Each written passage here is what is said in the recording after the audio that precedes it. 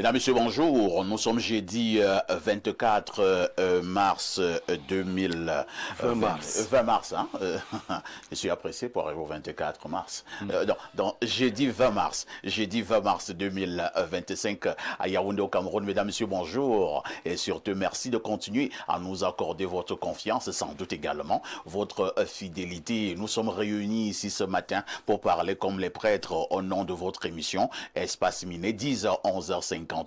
Il s'agit de jeudi spiritualité. Tous les jeudis, nous avons un sujet qui a trait à la spiritualité. Ce matin, nous avons choisi de parler de ce que l'on appelle habituellement le karma. C'est quoi le karma? Le karma existe-t-il réellement? Et si jamais il existe réellement, comment le karma se fait ressentir? De toutes les façons, le karma nous intéresse ce matin dans le cadre de votre production jeudi spiritualité. Mais avant tout cela, Claudia Uncha, la petite époustouflante, nous aura déjà retrouvé pour une balade informationnelle au niveau des kiosques. Vous aurez naturellement également droit à votre dénonciation. Ce fait de société qui vous énerve, nous avons le courage de le poser sur cette table de débat et question de proposer quelques esquisses de solutions. Le canal 6 et le canal 317 sont disponibles sur Canal Plus International. À ce niveau, vous avez Info TV en live 24 sur 24 et 7 jours sur 7, sans oublier également que notre page YouTube est également opérationnelle, Info TV Cameroun. Vous pouvez suivre nos émissions en direct partout où vous vous trouvez au niveau du monde entier. Merci d'être encore en direct sur Espace Miné. C'est un grand hôpital. Pour vous qui êtes chargés, venez ici et on vous donnera du réconfort. Alain Do, bonjour. Bien le bonjour, une nouvelle fois invité sur le plateau d'Info TV en cette émission d'Espace Miné. Je profite de l'occasion pour saluer tout cet important audimat. Déjà ce côté, je l'imagine, dans tous les différents endroits à travers le monde, sur les différentes plateformes numériques, pour venir, je sais pas, se faire attoucher par le docteur de l'hôpital. Ou les docteurs, allons savoir. Puisque il y a plusieurs docteurs. Il y a plusieurs docteurs. Moi, je suis le grand directeur. Le docteur en chef. Voilà, je vais profiter de l'occasion comme ça pour saluer un fidèle téléspectateur à qui je fais un clin d'œil, Joseph Déchu. J'espère que je prononce bien, Déchu. Il y a deux S et puis il y a un A, il y a un U et un H. C'est le nom de quelqu'un? Oui, Joseph Déchu, je veux croire que c'est... C'est un Français? Ben, je sais pas, hein. Peut-être que c'est un nom bantou, mais le U est peut-être en OU que je prononce en U. Peut-être ça peut être dessous. Voilà, peut-être dessous. Ou dessous en tout cas, c'est quelque chose. Il se reconnaîtra quand même. Mais pourquoi certaines personnes ont des noms aussi compliqués? Ah, mais pourtant, c'est deux syllabes, c'est pas aussi compliqué que ça. Vous voyez que si c'était pas compliqué, on ne marquera pas un temps d'arrêt. C'est qu'il y a confusion, parce qu'on se dit, ben, le dessus, là, ça fait comme l'adverbe en français. Donc du coup, on se dit, c'est un Français, c'est un Antillais ou c'est un Camerounais et tout et tout. Donc on le salue comme ça et on salue tous nos magiciens de l'ombre, on salue le top management et on espère, comme d'habitude à jeudi, spiritualité, qu'on va passer un grand moment de télé. Nous espérons que nous allons passer un grand moment de télé comme d'habitude. Alain Doc est journaliste et j'aime bien dire dans le cadre de jeudi spiritualité que fait très attention. Il a de fortes connaissances dans le domaine justement de la spiritualité. En face de lui, notre consultant est resté présent, mais surtout constant. Il s'agit de Pierre Blériot Nyemek, le digne fils de Boumiebel, descendant de Omiobe, alias Castou. Pierre Blériot, bonjour. Bonjour, parfait ici et merci de m'associer à ton panel ce matin. Je ne suis pas très en forme. Oh là là. Oui, mais je suis heureux au fond de moi. Je suis très heureux au fond de moi. Et pourquoi? Parce que le 20 mars 1957, à l'hôpital de Métète, c'est par Mbalmayo, naissait une dame à qui on donna le nom de Ngonyeme Rachel Félicité Patience. Elle était issue d'une union qui avait attendu un enfant depuis 15 ans. Incroyable. Mon grand-père, Niémé Pierre Blériot, s'est marié à ma grand-mère Ngonkendek Sara en 1942. Et ils eurent leur premier enfant en 1957, c'est-à-dire 15 ans après. Ma grand-mère s'appelait Sarah, et vous savez, dans la Bible, Sarah n'a pas eu la facilité d'enfantement. Drôle de coïncidence. Hein? Oui. Et donc, ma mère est née ce jour. C'est elle que vous voyez à l'écran. Elle et moi, nous avons... Des gens aiment dire, ma mère et moi, on a une relation fusionnelle. Non, nous, on n'a pas une relation fusionnelle. Ma mère et moi, nous avons une relation de père et de fils. Puisqu'elle m'a donné le nom de son père, là c'est ma grand-mère, sa mère, puisqu'elle m'a donné le nom de son père, depuis, là c'est mon grand-père, puisqu'elle m'a donné le nom de son père, elle m'a toujours considéré comme étant son père, depuis le berceau, jusqu'à aujourd'hui. Et je me suis comporté comme tel. C'est une femme qui a élevé, qui a accouché 11 enfants, dont 10 sont vivants. Nous sommes 7 garçons, 3 filles. Elle était une maîtresse d'école primaire qui a réussi seule, parce que nos papas n'ont pas intervenu. C'est elle seule. Nous voilà là enfants. Elle nous a élevés toutes seules. Jusqu'à ce qu'elle vende même sa dignité de femme. Ma mère ne s'habillait pas pour que nous allions à l'école. On se moquait d'elle en balmaillot. Quelle est cette maîtresse qui est toujours dans les haillons? Et alors elle a fait... Et la grâce de Dieu, je crois, l'a suivi. Je ne vais pas dire qui nous sommes. Ce n'est pas nécessaire. Mais elle a fait des enfants qui sont à la hauteur d'une fierté. Je lui souhaite d'avoir la longévité de sa femelle. Parce qu'elle est l'homonyme de la mère à sa maman. Rachel, c'était la belle-mère à mon grand-père. Donc, elle est en Balmayo actuellement. Et je ne dis pas que je suis fier. Non, non. Ma mère n'est pas tout pour ma vie. Non. Elle a fait sa mission. Et ce qu'elle m'a passé donc, c'est que les parents ont l'obligation de s'occuper de leurs enfants. Tout à fait. Ça ne se négocie pas. Donc, les miens, je vous dis, je fais cela parce que cette femme a fait cela pour moi. Elle n'a pas négocié. Quand même les hommes n'étaient pas prêts à assumer leurs fonctions, elle l'a assumé toute seule. Chacun a ses défauts. Elle sait que je ne suis pas seulement dur avec les gens à la télé, je suis dur avec mes propres parents. Très bien. Donc je lui souhaite le meilleur. Je ne dirai pas ce que je vais faire aujourd'hui.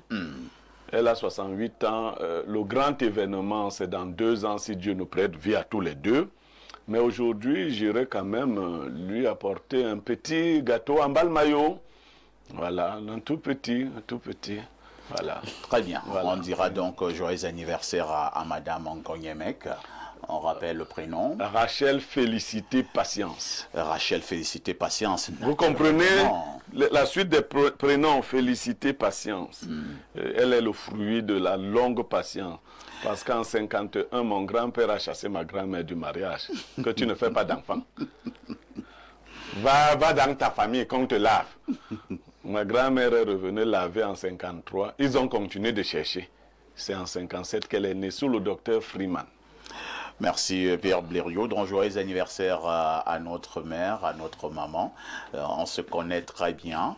J'espère que j'aurai droit à mon bongo chobi. Mais je prends aussi l'engagement de lui envoyer aussi un tout petit gâteau après l'émission. Joyeux anniversaire, maman. Et nous marquons... non, nous ne marquons pas encore. On va repasser la parole à Pierre Blériot, cette fois-ci, pour la dénonciation. La sagesse du jour. Oui, l'anniversaire de maman nous trouble un peu. Alors, la sagesse de ce jour... ce que vous avez dit était très émouvant. Oui, moi je parle avec mon cœur. C'était très émouvant. Je ne lis pas les choses quelque part. Voilà. Ce n'est pas parce qu'une source est proche que c'est là qu'il faut forcément se désaltérer. On peut reprendre. Ce n'est pas parce qu'une source est proche que c'est là qu'il faut forcément se désaltérer. Ça veut dire quoi? Ça veut dire que parfois, il faut quelquefois éviter certaines aides qui semblent trop faciles. Vous comprenez? Ouais. La source est toute proche, ce n'est pas forcément là. Des fois, il faut traverser celle qui est proche pour aller te désaltérer vers une source plus lointaine en traversant une source proche. Il y a des aides faciles qui ne sont pas des aides. Il faut faire très attention. Il faut faire très attention. Ouais. Il y a des aides faciles qui ne sont pas des aides. Ouais. Il y a même parfois des aides que quelqu'un t'apporte, mais en réalité, c'est un piège. Oui, mais vous savez, là, je vais vous dire, parce qu'il ne faut pas que les gens restent tranquilles. Depuis que je ne parle pas de certaines situations, c'est comme si j'en avais peur. Vous menacez un entraîneur, il vous supplie de lui donner son assistant. Vous le privez de son assistant. Quand il arrive dans la nuit quelque part dans un pays, vous dites que vous voulez le loger.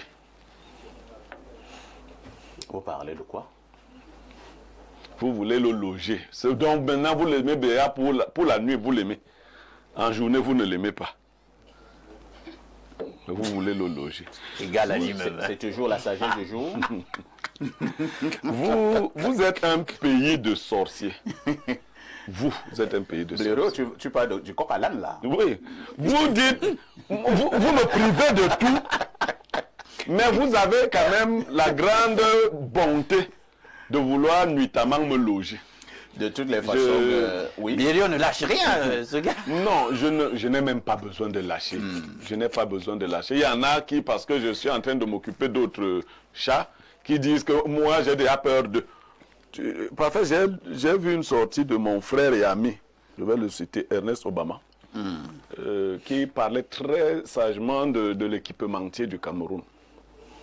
Et je me suis rappelé que toutes les injures que j'avais des Églisiens, c'était que moi je frappais sur papa,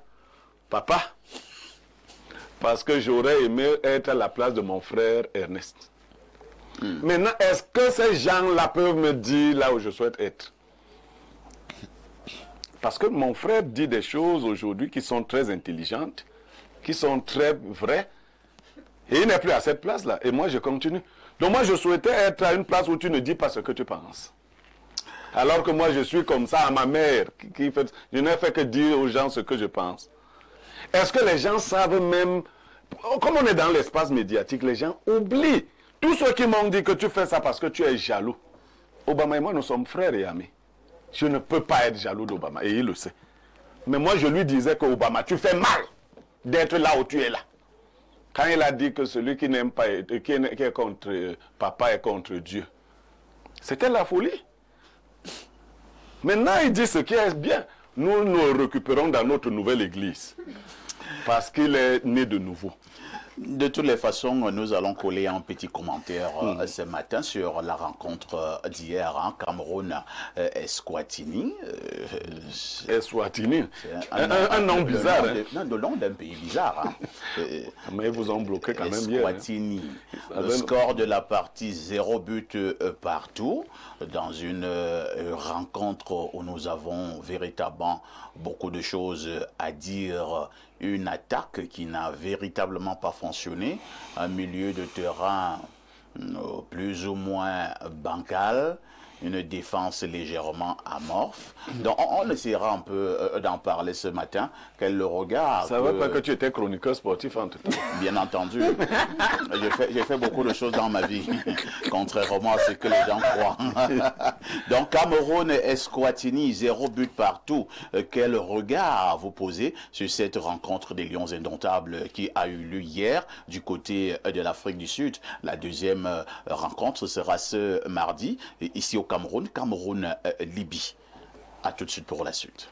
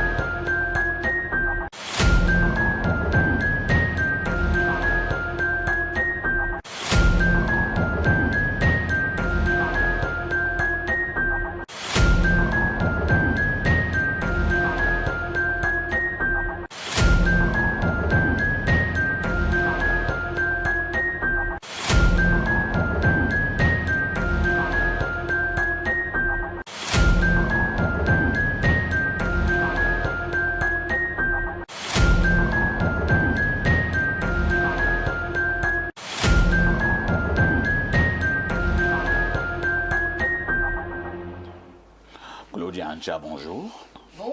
Bonjour Parfait ici, bonjour à tous les téléspectateurs d'Espace Mini qui nous retrouvent ce jeudi spiritualité. C'est un plaisir.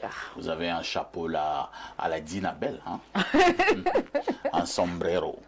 À la Dinabel? Oui, c'est le style Dinabel. C'est le style Dinabel. Ah, d'accord. Tu ne connais pas Dinabel? C'est lui qui est maître ce genre de chapeau. Ah, Il est maître ce genre de chapeau. Je ne savais Donc tu n'as pas. pas connu Dinabel. Pas vraiment. Il avait pourtant de très bons slogans en Douala. Comment tu... Non, elle connaît Dinabel sans savoir, puisque quand on commence à manger à toutes les fêtes, c'est Dinabel qu'on connaît.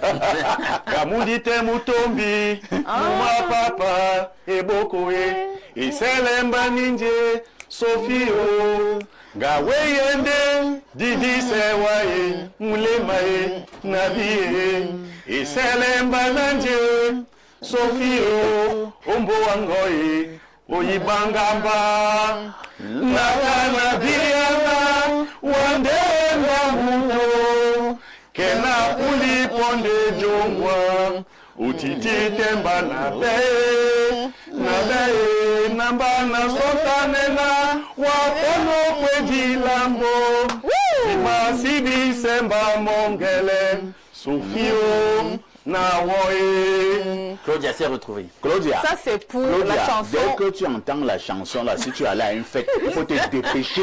Sache que l'heure du mangement a déjà commencé. Tu es en retard.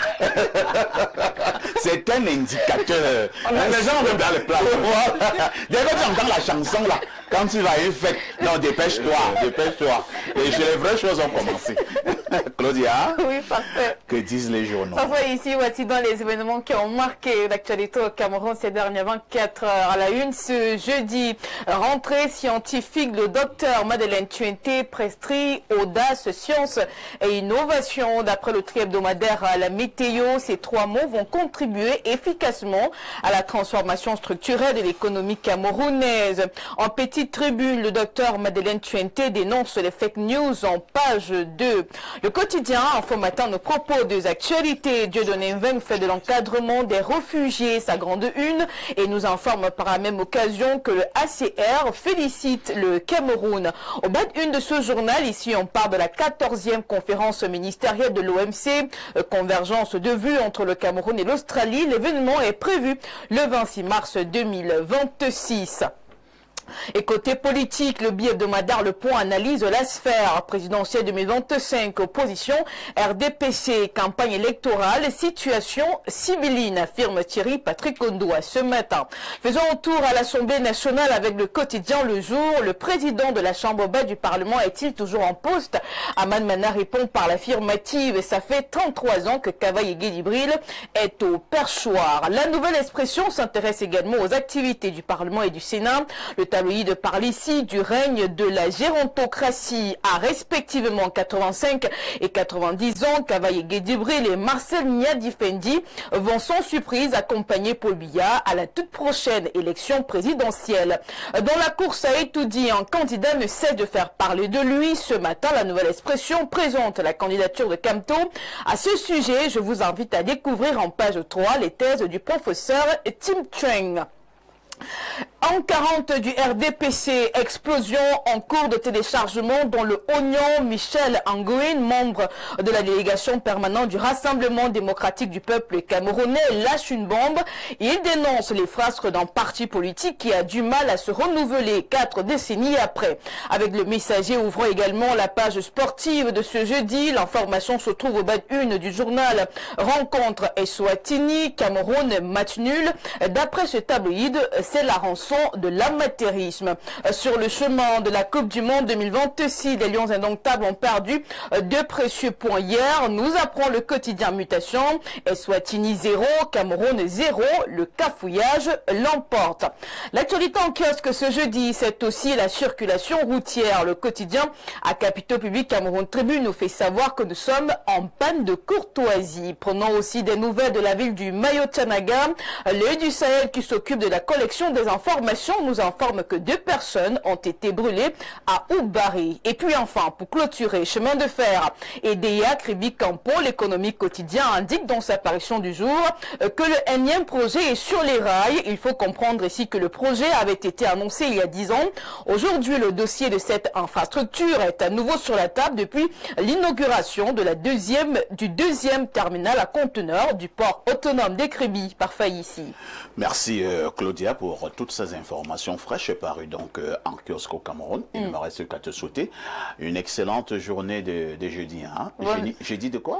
Jeudi spiritualité, mais aussi jeudi des filles fraîches.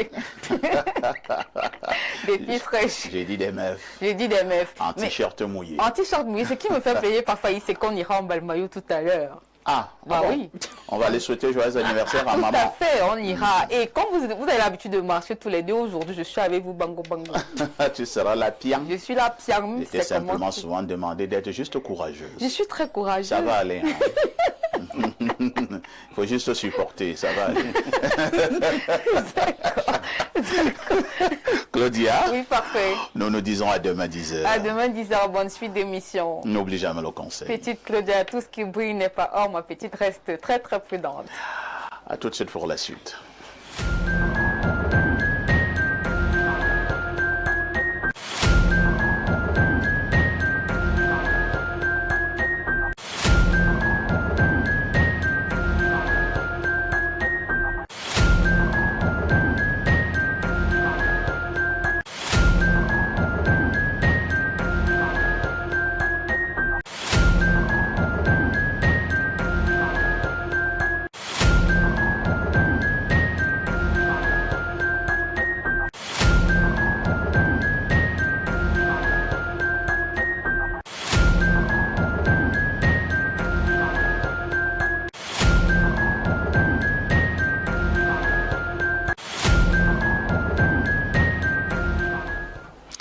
Nous allons également souhaiter un joyeux anniversaire ce matin à une fillette. Hein. Elle est très jolie. C'est son jour anniversaire ce jour. Donc, joyeux anniversaire à Némé Tchanga Marie-Florène pour ses 1 an de plus ce jour. Que le Seigneur te comble de toutes ses grâces. Je dois signaler que la petite attend justement vos cadeaux. Hein. Et donc, joyeux anniversaire à Némé Tchanga, Marie-Florène. À son âge, elle est déjà une fidèle téléspectatrice du programme Espace Miné. Certainement qu'elle sera journaliste lorsqu'elle sera un peu plus grande. Cela étant dit, on va repasser le micro à Pierre Blériot cette fois-ci pour la dénonciation de ce matin. Parfait, ici, la dénonciation de ce matin porte sur les parents et les soins qu'ils accordent à leurs petits-enfants lorsque ceux-ci doivent aller à l'école le matin. J'ai constaté, pour le déplorer, que certains parents laissent les enfants se laver eux-mêmes, les tout petits. Et vous savez ce que c'est que le bain d'un tout petit. Ils les laissent s'habiller eux-mêmes. Ils ne repassent pas leurs vêtements. D'autres enfants font donc les malins et ne se lavent même pas. S'habillent comme ça. Et vous avez le matin dans les maternelles et les petites classes des salles qui n'ont pas bonne odeur. Parce qu'il y en a qui ont fait le petit pipi, qui ne se sont pas lavés. Je ne sais pas si ça demande aussi d'être riche que de prendre soin de ses enfants le matin. Autant que vous en avez, vous devez pouvoir vous en occuper chaque matin. Peut-être qu'en journée, les enfants peuvent se débrouiller à prendre un bain. Mais le bain du matin, lorsqu'ils ont dormi, avec la crasse et tout le reste qu'on peut imaginer, les parents sont affairés à toute autre chose. Les aînés, parce que nous faisions cela. Parfait ici. Je vous ai dit ici que ma mère avait beaucoup d'enfants. Les plus grands, qui étaient déjà à un certain âge, lavaient les plus petits. On l'aidait à faire toutes ces tâches. Et pendant qu'elle nous apprêtait ce que nous pouvions prendre comme petit déjeuner, nous nous occupions de nos plus jeunes frères. Mais on ne laisse pas les tout petits enfants de 3 ans, de 4 ans, de 5 ans, se laver. Est-ce qu'ils savent même ce que c'est que se laver? Quand celui-là essaie, même il envoie la main comme ça ne touche nulle part. Et ils arrivent et ça dérange vraiment. Les maîtresses ne sont pas faites pour laver nos enfants. Non. Si un enfant fait la grosse commission à l'école, la maîtresse peut la nettoyer pour les maternelles et les crèches. Mais nous devons prendre soin de nos enfants avant qu'ils quittent le domicile. Merci Pierre Blériot pour cette dénonciation. C'est une dénonciation sérieuse, c'est un constat quand même. Hein. De plus en plus à l'Indo, qu'on a la nette impression que les parents sont un peu paresseux. Et lorsque nous parlons des parents ici, nous nous adressons beaucoup plus aux mamans. Parce que je ne me rappelle pas le nombre de fois où notre papa nous avait lavé. Il l'a fait de temps en temps, mais c'est beaucoup plus la maman. C'est la maman qui nettoie, qui lave les enfants, qui les habille, qui choisit la chaussure, la chaussette, le slip et que sais-je encore. Mais le matin, maman est sur WhatsApp et les enfants se battent comme ils peuvent. Votre réaction? Je dis, c'est... en réalité, un aspect d'une crise civilisationnelle que nous vivons. On a cru à un moment donné que dans le cadre de ce qu'ils veulent bien appeler l'émancipation de la femme, il fallait à tout prix autonomiser les femmes financièrement en leur permettant d'avoir une carrière. Les gens ne s'imaginent pas, c'est vrai, parce que les conditions sont difficiles et on se dit, s'il y a un deuxième salaire, etc., est-ce que ce ne sera pas d'une grande aide dans le foyer et tout, forcément. Et puis il y a les velléités propres aux femmes, leurs ambitions, leurs projections, leur façon de se voir dans la vie, etc., leur épanouissement. Donc on s'est dit, les gens ont le droit de faire carrière et tout, mais il y a des répercussions. Tout à fait. Il y a des répercussions, et ceux qui ont conçu cette ingénierie en arrière-plan, ils ont deux possibilités maintenant. Ils n'imposent plus qu'une seule personne, ils imposent deux personnes dans le foyer. Donc il y a aussi ça. Donc ajouter à cela ce que tu viens de signaler, c'est-à-dire que cette espèce d'addiction 2.0, les gens passent le temps maintenant à faire du potin, ils sont là sur les smartphones, etc. Ils sont toujours en ligne, au point où ils se désengagent de ce qui devrait être leur responsabilité conjugale ou au foyer auprès des enfants. On se réveille, et puis nous on a connu une époque quand même où 5 heures tout le monde devait être debout, tout à fait. etc. C'est la mère, c'est le père qui met de l'ordre, etc. Après la prière, tôt le matin, etc. Là maintenant, je suis plus sûr que ça va toujours comme ça, dans le plus clair des foyers et tout. On se retrouve donc là, on perd du temps sur des choses totalement inutile, et puis on a la pression du travail, il faut arriver à l'heure, et les moyens de transport eux-mêmes, c'est pas toujours ça, parce que le matin, je sais pas si vous avez remarqué, certains matins pour avoir un moyen de transport commun, c'est pas évident. C'est hyper compliqué, quelle que soit la proposition que vous faites, si vous n'êtes pas sorti assez tôt, ça ne passe pas. Vous allez arriver forcément en retard. Donc il y a ça, et puis finalement les parents délaissent un tout petit peu les enfants à leur sort, ou alors font mal ce qu'ils ont à faire, et puis c'est pas à cet âge-là qu'on doit se prendre en charge pour ce qui est du bain. Lorsque vous arrivez quand même dans une maison, vous trouvez un enfant, bien une enfant de 3 ans qui se lave seul. Il se lave vraiment? Non, ça c'est pas possible. Et puis on veut compenser cela avec le recrutement de domestiques. Mais la domestique, elle aussi a une vie. Tout à fait. Les amis, elle a une vie. Elle va arriver chez vous à quelle heure pour faire ça, dans les temps, etc., pour les salaires de misère. Est-ce que la domestique peut même... les 30 000, etc. Est-ce que la domestique peut même mieux traiter tes enfants que toi-même? On a encore des actualités récentes. Voilà. On a vu comment c'est arrivé carrément au drame. Parfois des images insoutenables. Alors, que faut-il faire pour que les mamans comprennent que, vraiment, le matin, elles doivent s'occuper de leurs enfants, surtout les tout petits, les enfants de 3 ans, 4 ans, 5 ans, et même jusqu'à 6 ans, 7 ans, on doit encore les laver. Oui. Donc, du coup, les mamans, déjà, il faut dire aux mamans, nous, on ne va pas rentrer dans ce qui se fait ailleurs. Ici, on les appelle les ministres de l'Intérieur. Elles doivent être des lève-tôt.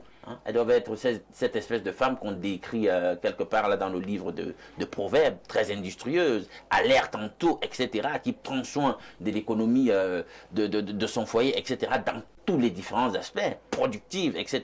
Donc, qu'elle se lève tôt. Si vous vous levez à 4h30, je pense qu'il n'y aura pas mort d'homme. Bon, donc on va dire c'est à l'heure là où monsieur lui-même vient embêter, etc. etc. Bon, et même si le monsieur embête, c'est pour combien de temps? Bon, voilà, il faut prendre ça. Il faut prendre ça en ligne de compte. Et le monsieur, est-ce qu'il embête tous les matins? Voilà. Donc, du coup, on fait les choses assez rapidement pour que plus tard, 1 heure avant l'heure d'entrée dans les salles, les enfants sont déjà au moins en route là pour prendre le taxi ou alors pour se faire accompagner.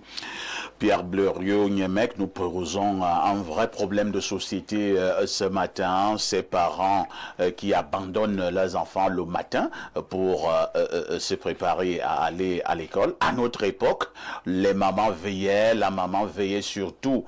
Elle vérifiait même, parfois elle avait même ton emploi de temps. Est-ce que tu as pris le livre de ceci? Est-ce que tu as pris le cahier de cela? Elle vérifie ton sac, elle met le petit déjeuner, elle met ci, elle met ça. Nos femmes, ou alors certaines de nos femmes, en ce moment, dans nos foyers, Pierre Bleriot, elles nous servent même à quoi? Bon, parfait. C'est vrai, tu as pris un seul pan. Je vais d'abord féliciter Alain Do, qui, de manière ramassée, a abordé beaucoup d'aspects.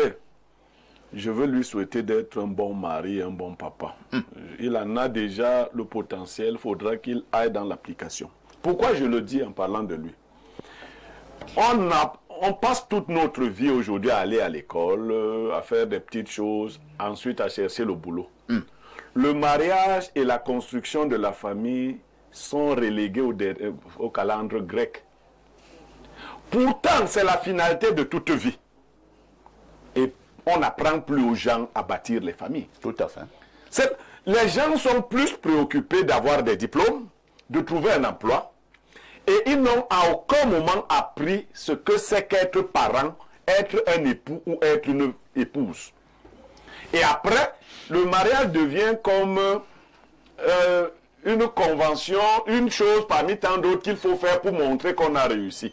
D'ailleurs, beaucoup de parents qui ont envoyé leurs enfants faire de bonnes études trouvent qu'à la fin, bon, maintenant le mariage est une parure que les filles peuvent porter pour se vanter.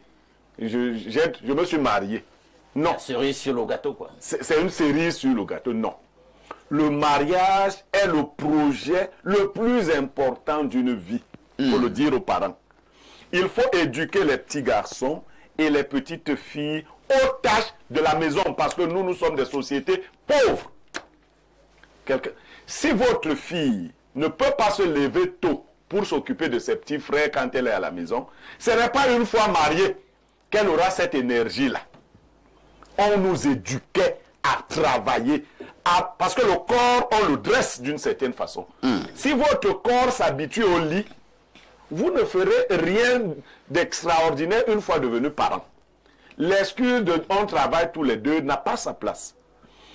Contrairement à ce que tu as voulu dire parfait, moi j'encourage d'abord les familles aux revenus modestes. Dans les familles aux revenus modestes, l'homme n'a pas à se prendre pour homme Superman, non. Quand tu es pauvre, tu travailles physiquement. Tu contribues. C'est le riche qui fait travailler son argent. Le pauvre ne dort pas. Tu te réveilles avec ta femme, vous commencez. Elle fait ceci, tu fais cela. Elle lave tel. Toi, tu apprends le petit déjeuner. Tu participes parce que c'est ça le prix de la pauvreté. On peut aimer le pauvre. Mais il faut que le pauvre aide à l'aimer. Tu ne peux pas être pauvre et tu dors. Il faut que tu aides la femme qui t'aime à t'aimer. Parce que c'est un fardeau que d'aimer un pauvre. Ah bon? Oui. Oh là là. Je te le dis. Oh, alias Castou. Je te dis que c'est un fardeau que d'aimer un pauvre. Comment ça? Donc pour alléger la charge de la femme qui t'aime, tu te mets au travail. Je l'ai fait. Avec mes premiers enfants, j'étais pauvre.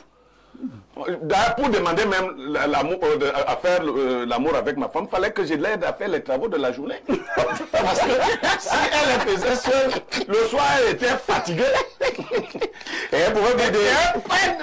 Même quand elle acceptait, c'était comme prendre seulement. Donc, moi qui aimais trop la chose, je participais. Ma mère venait dire non, un homme qui travaille. Je disais à ma mère qu'un pauvre travaille. Non, mais même dans la psychologie de couple, on prescrit ça. Non, un pauvre travail est complexe. Elle ne commence pas dans le lit, voilà. Elle commence hors du lit. Donc, voilà. Maintenant, quand vous n'avez pas cette psychologie, vous abandonnez les charges domestiques aux seules femmes, vous les épuisez, et beaucoup sont paresseuses. Parce que quand elles grandissaient, elles n'ont pas été soumises à toutes ces épreuves. Il faut que les parents réapprennent que c'est un investissement très important pour lequel vous n'êtes même pas sûr d'avoir un retour sur investissement, mais vous êtes obligé de le faire, que de s'occuper des enfants. On se lève avec un... Vous parliez des cahiers et autres. Tout à fait. Les parents qui n'ont pas fait d'études doivent trouver des techniques pour que leurs enfants soient encadrés, pour qu'ils soient accompagnés, qu'ils ne s'y prennent pas par eux-mêmes. Parce que moi j'ai vu un parent qui voulait enseigner l'anglais à son enfant. Mais on dit much, thank you very much, il dit thank you very much. L'enfant là va garder que c'est match. Non, il faut vous faire accompagner. Donc il faut prendre soin de sa famille. C'est un travail qui dépasse le travail du gomme là où vous allez. Et davantage maintenant pour les familles aisées. On n'est pas obligé de faire que la femme aille travailler aussi. Vous savez, on peut concevoir, quand on en a les moyens, une femme épanouie qui mène d'autres activités parallèles, mais qui s'occupe de ses enfants. Nous ratons le plus important parfois ici. Après que les parents ont réussi à avoir de l'argent, à faire à construire les maisons, ils ont élevé des imbéciles. Tout à fait. Et la conséquence c'est laquelle? C'est ce que nous voyons. C'est que votre royaume s'effondre comme un château de cartes. Donc, le plus important, c'est de bâtir les hommes. Il faut donc y mettre de l'énergie. Entendez-vous? Bon, les femmes créent aussi. Que de construire des immeubles. Voilà. Ça fait mieux de former les hommes. Bon, c'est vrai qu'il y a une dernière crainte. Aujourd'hui, les mariages ne sont plus solides. Si la femme met entre guillemets sa vie professionnelle, avec le risque de perdre ce mariage, lorsqu'on la chasse de là, l'âge est passé et autres. C'est pour cela que les unions doivent se solidifier, s'enraciner. Je ne vais pas ajouter ici, quand vous le pouvez, si vous le voulez, fondez vos unions sur la crainte de Dieu. Qu'elles soient durables. Faites ce que vous... Un homme ou une femme qui n'ont pas réussi à éduquer, si vous n'avez pas éduqué vos enfants, vous ne les avez pas formés, vous avez raté votre vie, même si vous avez les immeubles partout. Merci Pierre Blériot. Propos extrêmement pertinents. Lisons quelques préoccupations de téléspectateurs. Bonjour à vous parfaits ici et à tout le monde en studio. Vraiment merci pour votre émission qui éduque, informe, dénonce. Mais j'aimerais aussi vous proposer cette dénonciation. Je cite, pourquoi le gouvernement ne voterait pas une loi imposant ses représentants auprès des populations d'être aussi connectés sur le réseau Eneo afin de vivre tout ce que cette société fait endurer ces derniers temps. Bonne journée à vous, c'est Williams depuis Oja qui envoie cette préoccupation. On prend un autre message, hein. Allons au 213, c'est l'Algérie. Les téléspectateurs de l'Algérie sont par moments bizarres. Hein. Alors que dit le téléspectateur de l'Algérie? Bonjour Perfecto. Le Namungwan de la modération.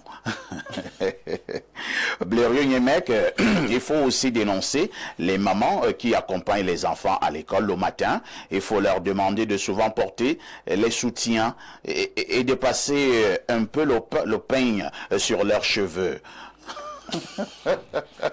Non. Alain donc vous disait ici que dans la précipitation et autres, vous n'avez pas toujours le temps de prendre soin de vous-même. Hein.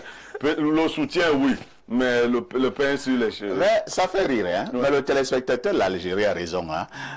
La majorité des femmes qui accompagnent souvent les enfants le matin à l'école sont quand même habillées bizarrement. Non, elles sont quelquefois avec les nuisettes. Hein.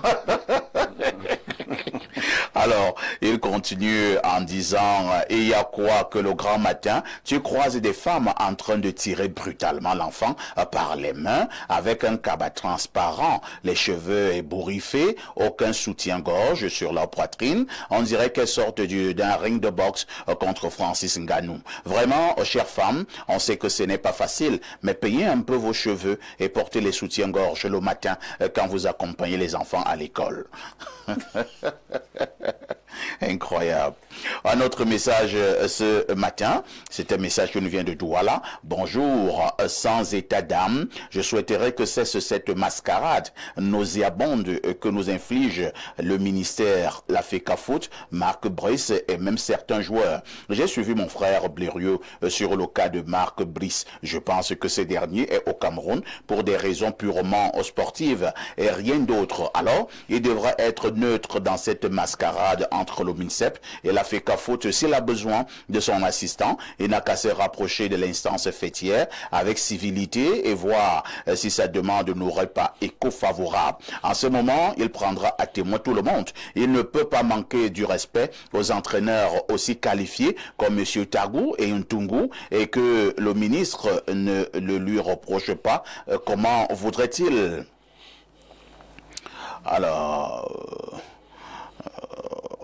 comment voudrait-il que la FECAFOOT cède à ses caprices sur le plan purement sportif? Nous n'avons gagné aucun match à l'extérieur et cela est inquiétant. Je pense qu'il est la clé de ces désordres. Il peut également faire arrêter cette situation qui ne nous honore pas en restant neutre et faire son travail dans les normes et le respect du public que nous sommes. Le message est signé Cyril. Autre message ce matin, bonjour parfait Haïti et les toilettes des établissements alors, c'est André de Douala qui pose cette question. On va en parler un autre jour. On ne va pas tout dénoncer le même jour. Cela fera l'objet d'une autre dénonciation. Bonjour Perfecto, l'Ombendeka de la modération. Nous sommes en contact avec Bendeka pour un petit truc. Oui, le grand Bendeka.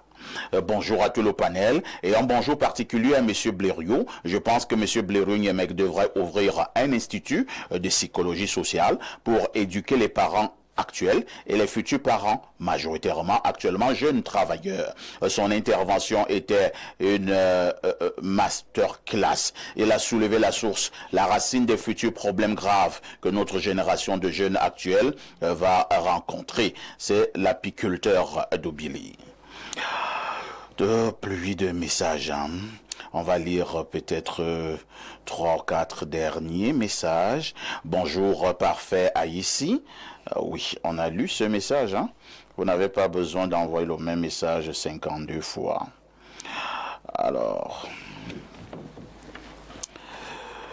nous allons prendre un autre message très rapidement. Nous piquons celui-ci. Bonjour les lumières de l'information. Vous êtes très édifiants. C'est un bida, donc Kolanga, qui envoie ce message. Je pense qu'un Kolanga, c'est la route qui va vers un fou. Oui, c'est la route qui va en fou, un Kolanga. J'espère que vous avez encore du terrain là-bas, les habitants d'Onkolanga. Autre message, bonjour le panel. Certains parents dérangent. Moi, je lave ma fille de 7 ans tous les matins avant de vaquer à mes occupations. Rien à voir avec la pauvreté. Rendez-vous en Balmayo, c'est Herman. Qui t'a donné rendez-vous en Balmayo? Balmayo ne concerne pas tout le monde. Mais si tu habites en Balmayo, bon, ça va. On va pas te demander de quitter ta ville. Bonjour, monsieur Parfait, ici à votre panel. J'aimerais juste poser la question à votre consultant s'il connaît le pourquoi les Lions indomptables sont arrivés tard en Afrique du Sud et pourquoi le sélectionneur qui soutient tous les jours n'a pas voulu que le match soit repoussé. Est-ce vraiment normal que ce coach belge passe tout son temps à manquer de respect à sa hiérarchie et qu'elle a fait qu'à faute? Pourquoi votre consultant passe tout son temps à critiquer Samuel Eto'o à tout moment, même quand nous savons tous que le résultat du match d'hier est la conséquence du refus des propositions faites par la FECAFOOT à ses sélectionneurs, non seulement, mais également l'ingérence du MINSEP. C'est Calvin Bekada Dongusso qui envoie ce message. Je vous ai dit qu'on devait coller un mot sur cette actualité dans quelques minutes. Donc, prenez votre mal en patience. Bonjour, parfait. Ici, les femmes fortes et indépendantes, celle-là ne sait même pas comment l'enfant est parti à l'école. Tout ça parce qu'elle doit regarder ses réseaux. C'est Natacha Adebralois qui envoie ce message. Allons au plus 49, c'est l'Allemagne. Que dit le téléspectateur de ce côté? Bonjour, monsieur. J'hallucine face aux arguments d'un très grand illuminé intellectuel comme Alain Douc. L'éducation de l'enfant ne serait-ce la responsabilité que de la femme? Pourquoi les femmes doivent-elles aller au travail? Vous voulez les avantages des hommes modernes et traditionnels en même temps et surtout pas les inconvénients. C'est Carole depuis Berlin qui envoie ce message. Autre préoccupation, allons au plus 63. Il s'agit de quel pays là? Je ne connais pas encore. Les Philippines. Yeah. C'est les Philippines. Que dit le téléspectateur du côté des Philippines? Bonjour à tout votre panel. Pour une fois, il y a du calme sur le plateau sans Elimbi Lobé. Je ne comprends pas Blurio. Il a... Est-ce que vous avez vu Elimbi Lobé un jour à Espace Guinée? Non, lui, il avait déjà son message. C'est comme ça, il y a des gens qui ont leur message. Moi, je vais seulement envoyer le message ici. C'est Paco depuis la Philippine qui envoie ce message. Bon, Elimbi sera là dimanche. Voilà. Oh, vous allez encore souffrir de voir Elimbi Lobé. Elimbi, j'annonce une mauvaise nouvelle pour certains. Hein. Une mauvaise nouvelle pour certains. Je dis bien pour certains. Elimbi Lobé sera là dimanche. Alors au plus 86, il s'agit de quel pays là? Alors je vérifie avec mon téléphone dernière génération, c'est la Chine. Le plus 86, c'est la Chine. Que dit le téléspectateur de la Chine? Bonjour à toi Perfecto et au panel. Le plus grand mensonge du 21e siècle est de faire croire aux femmes qu'aller au travail et avoir une grande carrière était plus important qu'être chez soi et s'occuper de leurs enfants. Bon jeudi spiritualité à vous. Merci. Autre message, hein? Bon, lisons un dernier. Sinon, on va faire seulement une émission, rien que pour lire les messages. Bonjour, monsieur Parfait. Ici, tout ton panel. Les jeunes mamans n'ont plus le temps de prendre soin des enfants à cause des réseaux sociaux et toute autre distraction. C'est vraiment décevant. Merci. Alors, nous disions tout à l'heure qu'on devait marquer un petit temps d'arrêt pour parler du match d'hier, un match comptant pour les éliminatoires de la Coupe du Monde à venir. À l'Indouk, les Lions indomptables ont été tenus en échec par... l'Esquatini, 0 but partout. C'est un pays qui a une appellation compliquée. Hein? 0 but partout. Nous étions, enfin, j'étais en train de relever que nous avons raté pratiquement 7 occasions nettes de but. Hein? Lorsque vous avez quand même aussi une attaque comme celle-là, est-ce que ça ne nous amène pas à nous poser un certain nombre de questions? Avant de parler du match proprement dit, nous avons également eu certaines situations hors du stade. Les Lions indomptables sont arrivés en retard. Ils sont arrivés à atterrir à un aéroport qui n'était pas d'abord celui où ils devaient atterrir. Il fallait prendre la route, faire maintenant 300 km dans la nuit pendant pratiquement 4-5 heures de temps. Arrivés, les Lions indomptables ne se sont pas entraînés. Beaucoup pensent que la faute revient justement au ministère des Sports et au coach Marc Brice qui n'ont pas voulu suivre les indications de la Fédération camerounaise de football. Votre réaction? Mais ce sujet, ça tombe bien hein, pour ce jeudi spiritualité où il sera quand même question d'un certain principe de la causalité avec le concept du karma. Oui, les mêmes causes produisent des effets qu'on doit attendre forcément. Alors, moi, je pense que vous avez remarqué les théoriciens de l'art de la guerre, les modernes et les postmodernes sont clairs sur en fait. La guerre, en fait, on ne la remporte même pas au travers de la logistique qui se déploie finalement au moment où on bombarde, on tire, etc. etc. Dans la théorie de la guerre, on remporte la guerre bien avant cette phase. On la remporte au niveau de la propagande. C'est-à-dire qu'il y a une communication de guerre qui fait que on doit mettre l'ennemi dans la frayeur. On doit lui faire perdre ses moyens. On matraque. On vous matraque. psychologiquement, de telle sorte que ce ne soit que le fait accompli au moment où on passe à la dimension logistique et au fait qu'on tire ci ou ça.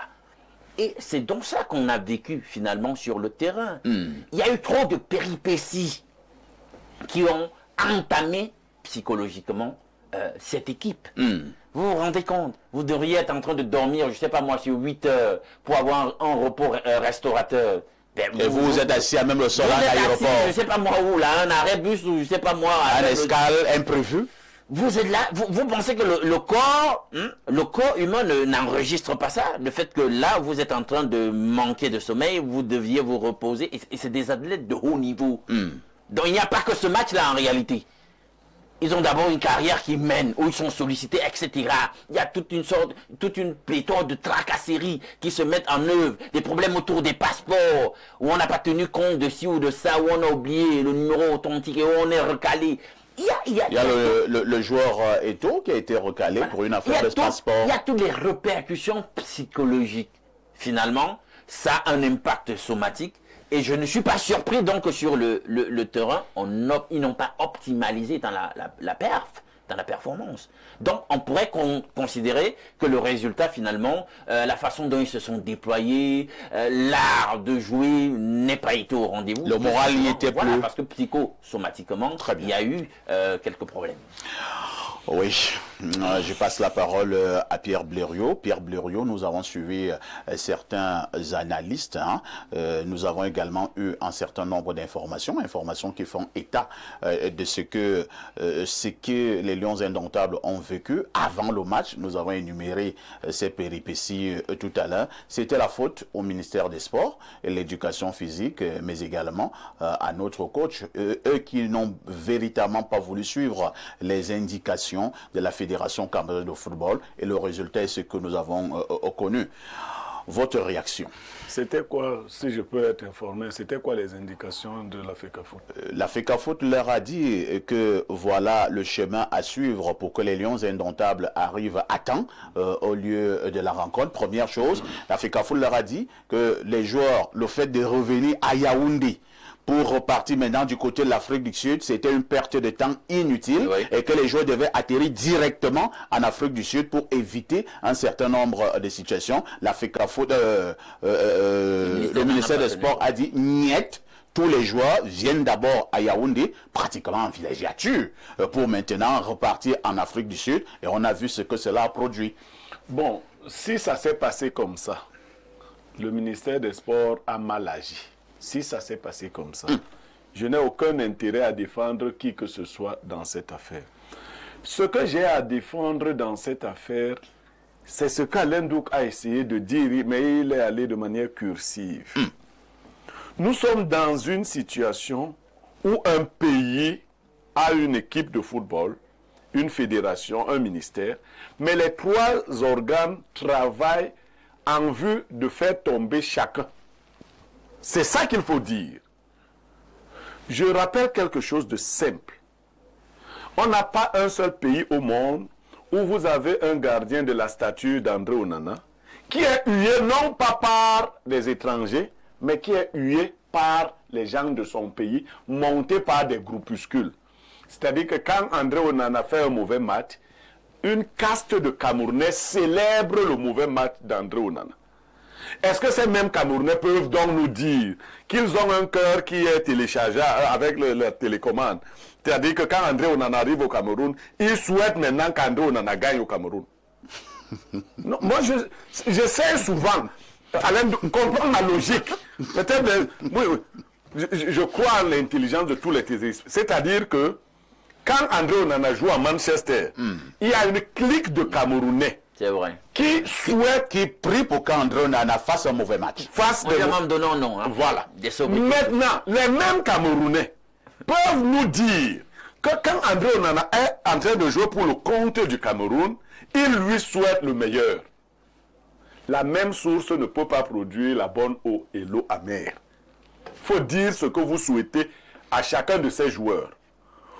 Ça vous pousse donc à comprendre la réaction de suspicion parfait ici, si tu soupçonnes que Blériot veut te faire tomber, même quand il te ferait une proposition intelligente, tu vas te braquer. Oui.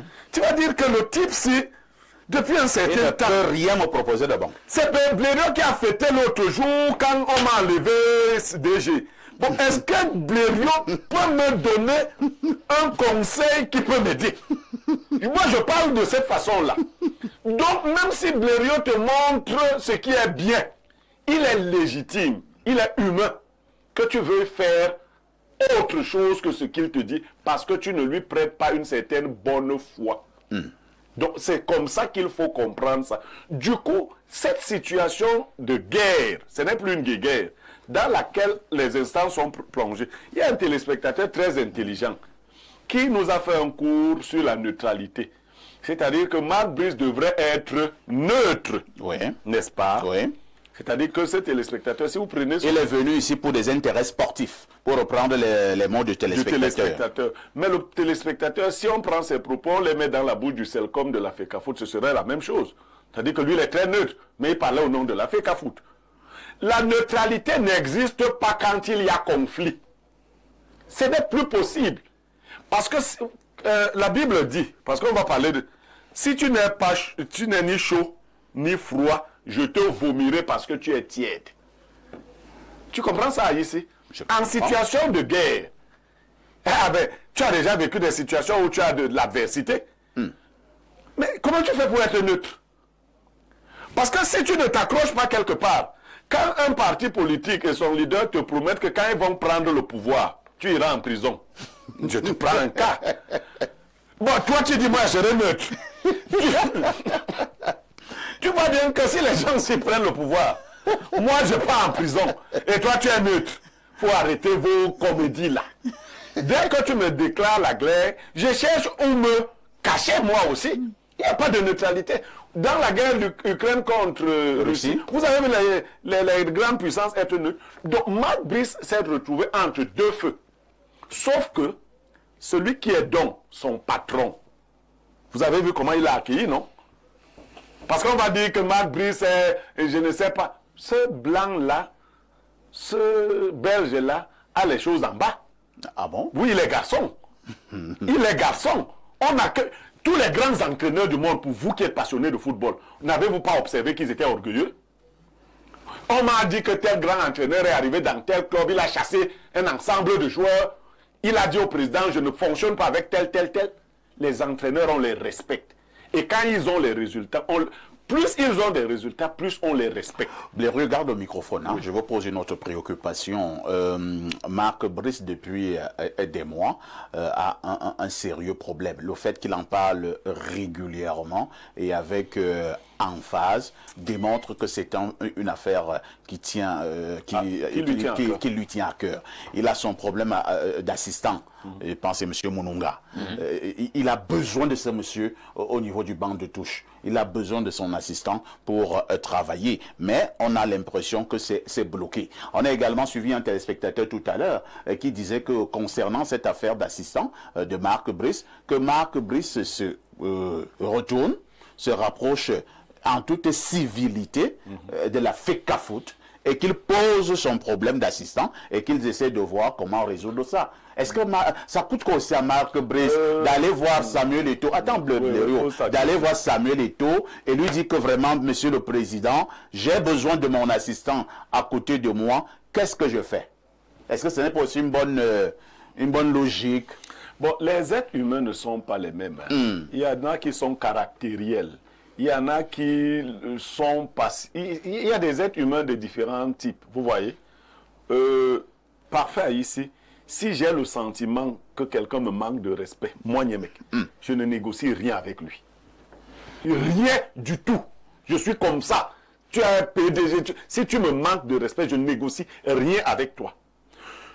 C'est très bien de dire à Marc Brice comment il doit se comporter vis-à-vis du président. C'est-à-dire, en fait, ce qu'ils veulent dire, c'est que Marc Brice aille faire profil bas. Ouais. C'est ce qu'on veut dire.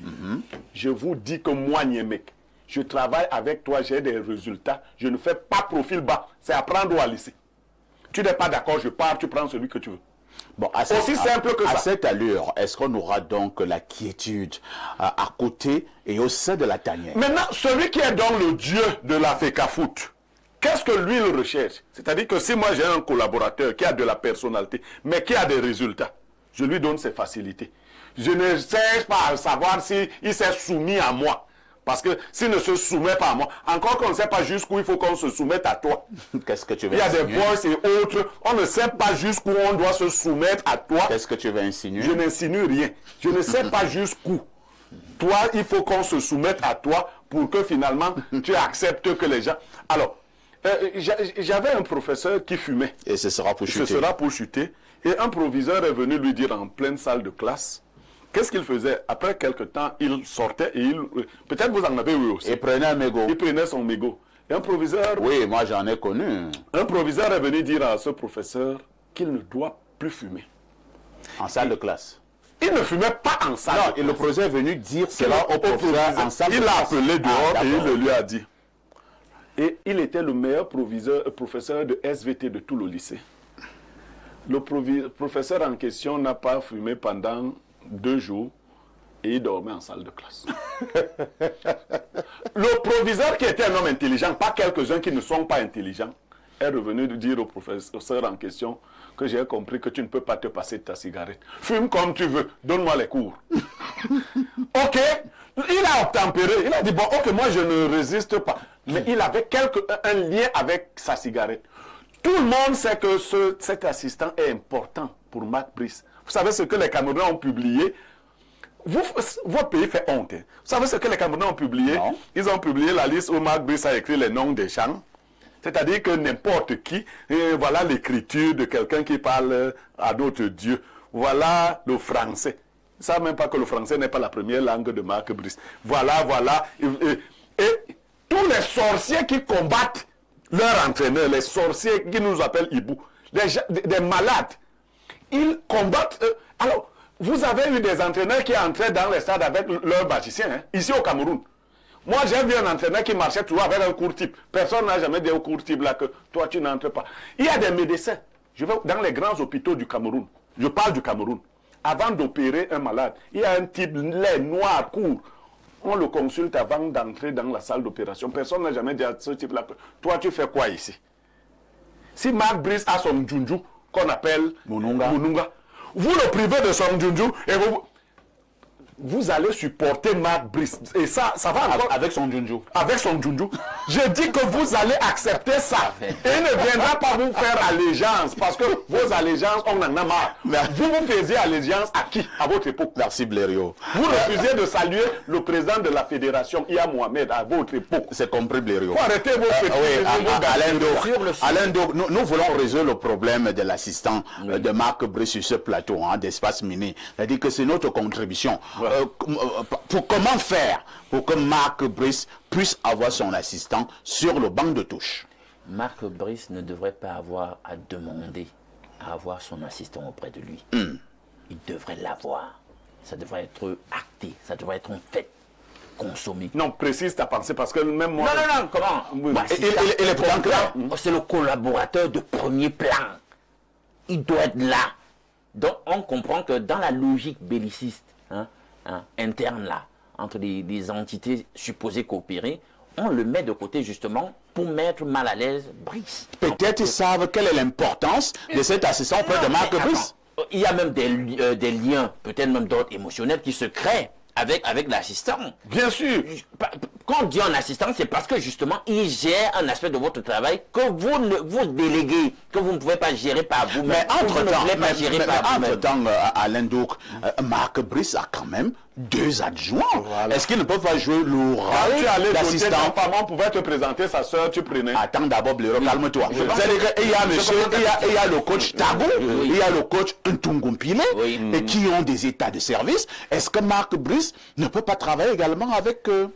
Tu sais quoi, parfait? Oui. Ça tombe bien, nous sommes à jeudi spiritualité. Je vais citer un verset qui dit dans la mesure du possible, pour autant que cela dépend de vous, soyez en paix avec est-ce que chacune des parties est en train de chercher d'être en paix avec tout le monde? C'est ça le problème. Personne ne cherche la paix. Chacun cherche comment il va faire quelques anicroches là à l'autre, etc., etc. Toujours créer un climat tensiogène. Je vais citer ici une étude faite par des scientifiques en 1970, dans les années 70, et publiée dans le Harper Magazine aux États-Unis, qui a fait un constat, cette étude. Vous savez pourquoi on vieillit, disait l'étude? Non. En réalité, c'est qu'à un certain moment donné dans le cours de la vie, nos cellules se mettent dans un rapport d'indépendantisme les unes avec les autres. Chacun veut s'autonomiser. C'est ça, cette désunion, cette disharmonie, c'est ça qui crée le vieillissement. Donc, et vous voyez donc qu'on est supposé avoir dans les rapports entre la FECAFOOT et son instance de tutelle, un rapport d'harmonie, de collaboration. Mais on a l'impression maintenant que les rapports sont anxiogènes, chacun veut un tout petit peu s'éloigner de l'autre, et ça crée donc le petit drame, hein, qui aura des répercussions, hein, entre guillemets, un certain vieillissement, c'est-à-dire un manque de résultats finalement sur l'ensemble de la coopération footballistique. Donc pour vous, il faut qu'on laisse Marc Brice avoir son assistant? Non. Ça ne se discute pas, il devrait avoir son assistant. Très bien.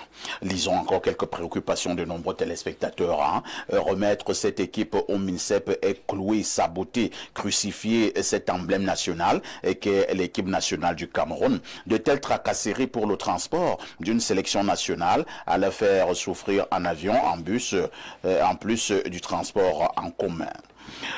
Autre message ce jour, nous prenons rapidement celui-ci. Niamey, que ta petite manipulation ne passera pas. Dis impartialement la vérité. Brice a clairement crié cette situation en intelligence avec les agents du MINSEP. Si la FECAFOOT était en cause, tu ne ferais pas ton petit jeu d'équilibrisme ridicule. Oh là là. Bon, ça va. Moi, tu sais, il est tellement humble que pour me parler, il m'insulte. Moi, si je l'avais en face de moi, je ne lui ferais pas de cadeau. Je serais comme Marc Brice. Parce que ça, moi, je vois que c'est un gars qui est comme l'autre. Je le traiterais comme Marc Brice. C'est comme ça.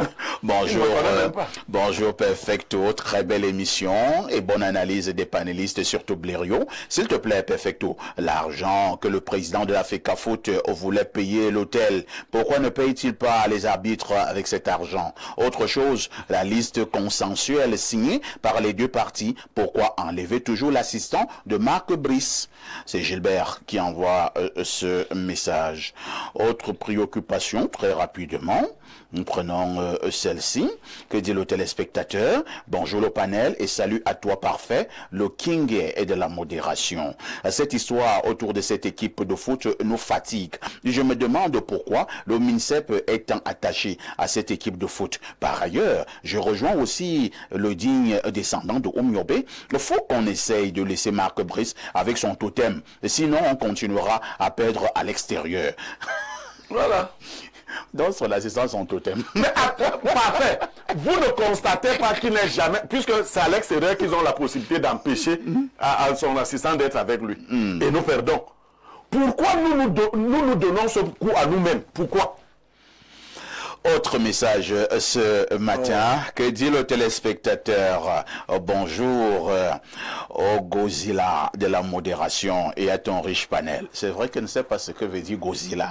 Hein? Merci pour la bonne humeur de ce matin. Waouh, sacré grand flé Blériot. Et concernant la rencontre du match, parfait, les mêmes choses produisent des effets et un jour, ça doit s'arrêter, que chacun prenne ses responsabilités. L'équipe camerounaise est la dernière chose de bon qui reste à ce pays. Créer encore le désordre dans ce domaine conduira à quelque chose de dramatique pour le pays. Bonne journée à vous et joyeux anniversaire à notre maman. Autre message ce jour. Alors, bonjour à vous. Niemek baisse la rage, trop d'émotions. Tu as perdu la raison, qui voudrait que tu interroges les textes en premier. C'est la FIFA qui institue cette constitution de banc. La place de Mononga est dans les gradins, ce qui demande est une faveur. Pour le faire, on devra envoyer soit un coach adjoint ou le kiné hors du banc. Niemek, un banc de touche, c'est 7 administratifs, pas plus. Merci. Pourquoi le type qui écrit là n'est pas le coach du Cameroun? à la place de Marc Brice. Autre message. Bonjour le sac de modérateur. Bonjour le plateau. Et dites à Blériot Niémec que s'il fait partie de cette quoi? De cette fange pourrie qui accepte qu'un expatrié vienne manquer du respect à une icône comme Samuel Eto'o-Fils. Pourtant, en Belgique, on respecte leurs icônes. Et si Blériot accepte qu'un expatrié dise n'importe quoi à l'encontre du football camerounais, c'est désolant pour un caste toi comme toi. On voit pour qui tu roules, tu perds ta crédibilité d'opinion, tes propos deviendront des arrachés de deuil. Je perds toujours ma crédibilité. Blériot, tu te carrément avec Tu perds ta crédibilité. Je fais là comme aller, tu perds ta crédibilité. Parce que c'est vous qui me donnez, tu perds ta crédibilité. Tu sais que pour qui tu roules, je perds ma crédibilité. Alors, un autre message. Bonjour, monsieur Parfait ici. Dites au monsieur en veste d'être cohérent. Marc Brice a 2 adjoints qu'il a traités en Mondovision d'incompétents. Et les Camerounais applaudissent l'échec de nos Lions. C'est dû à l'ingérence du MINSEP. Il a dit moyennement compétent. On n'a pas dit incompétent. Même votre français, il a dit son moyennement compétent. Bonjour Parfait, très bonne thématique. Parfait, il faut que Blériot se calme un peu. Il ne peut pas rester dans la haine éternelle contre Eto'o. Franchement, Marc Brice doit nous dire si c'est Moulunga qui est entraîneur ou c'est lui, c'est Salomon Odedea qui envoie ce message. De toutes les façons, nous voulons simplement que les Lions gagnent. Et si les Lions doivent gagner, à côté de voilà, et si les Lions doivent gagner et que le coach dit que j'ai besoin de tel à côté de moi, où est le problème? Vraiment, donner à Marc Brice son assistant. Si ça peut nous faire gagner, il n'y a pas de problème. Mais si on gagne, Marc Brice risque de rester là longtemps. Or, on veut qu'on le chasse. Comme il est un expatrié qui est venu nous... Ça, c'est du racisme à rebours. Blériot, oui. Disons à tout de suite. Pour la suite.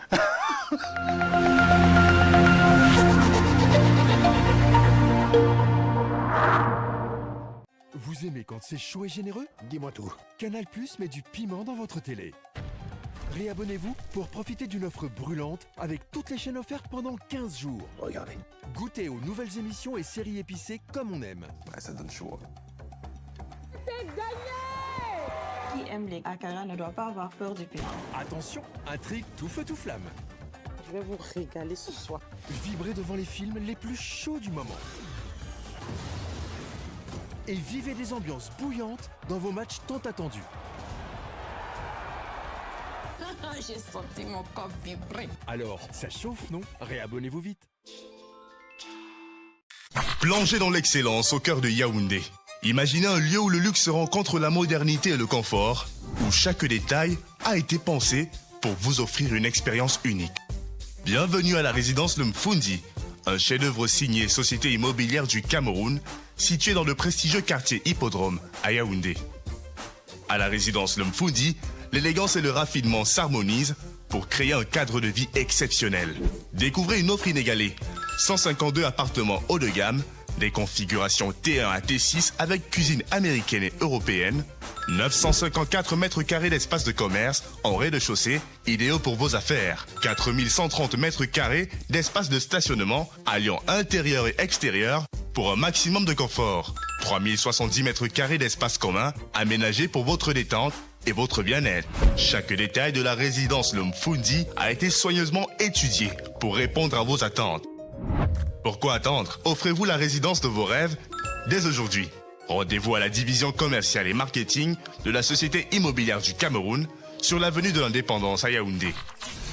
Société Immobilière du Cameroun, la volonté de mieux vous loger. Sous la coordination du président de la section RDPC de Ndoumentan et la co-coordination de Madame la présidente de l'OF-RDPC, Monsieur Gilles Mekorndongo, président de la section OJ-RDPC de Ndoumentan, organise la première édition du Forum de la jeunesse. Cet événement exceptionnel se tiendra le samedi 22 mars 2025 à la place des fêtes de Ndoumentan. Avec pour thème jeunesse responsable, implication politique et opportunité d'autonomisation dans un environnement sans déviance dans l'arrondissement de Ndoumentan. Ce forum vous offre l'occasion de débattre, de vous former, de réseauter et de vous divertir avec un concert de musique. Et pour couronner le tout, 50 permis de conduire seront remis aux mototaximens. Inscrivez-vous dès maintenant et rejoignez la communauté des jeunes responsables et engagés de Ndoumentan.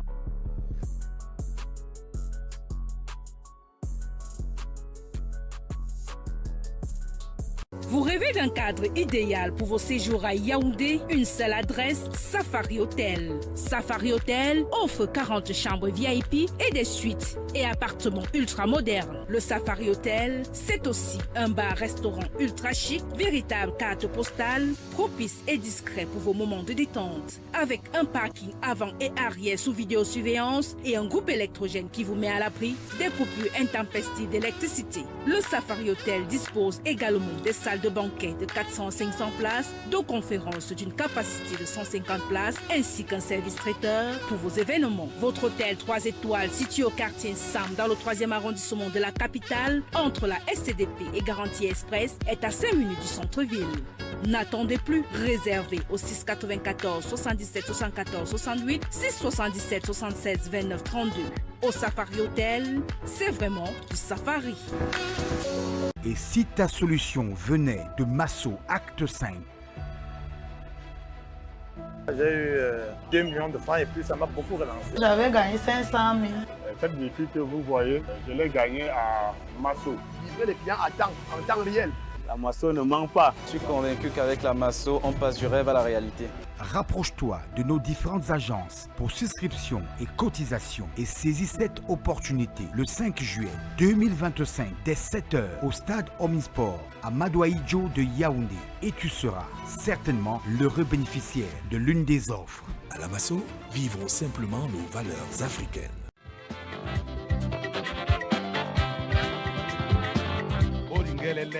Pour tous vos événements administratifs, campagnes de communication, concerts géants, meetings politiques, cérémonies de mariage, une seule adresse. Pro Sound and Light Cameroun. Pro Sound and Light Cameroun met à votre disposition une sonorisation high-tech, piano, console de mixage, ampli, micro HF et ce n'est pas tout.